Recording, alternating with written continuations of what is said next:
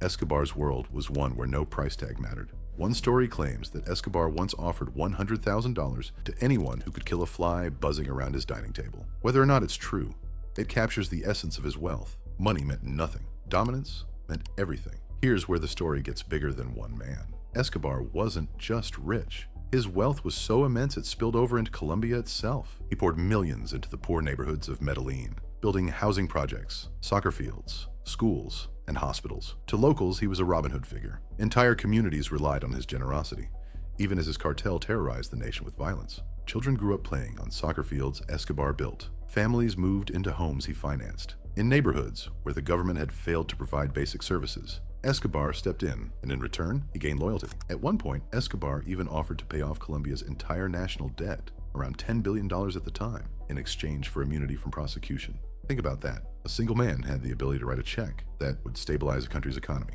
That's how rich he was. The cartel's revenue was so massive, it accounted for a measurable portion of Colombia's GDP. In many ways, Escobar wasn't just a man living in Colombia. He was a shadow government, an economic force that rivaled the state itself. But with great wealth came even greater enemies. Escobar lived in constant conflict with both the Colombian government and the United States. He waged open war against politicians, police, and rival cartels. His plata o plomo policy, silver or lead, meant officials could choose between accepting a bribe or a bullet. For years, this strategy worked. He bribed his way into Colombia's Congress, bought off police forces, and lived above the law. But eventually, his enemies caught up with him. By the early 1990s, Escobar was on the run, hunted by Colombian special forces and aided by U.S. intelligence. His empire began to collapse. His family was forced into hiding. Allies turned on him. In December 1993, Pablo Escobar was killed in a rooftop shootout in Medellin.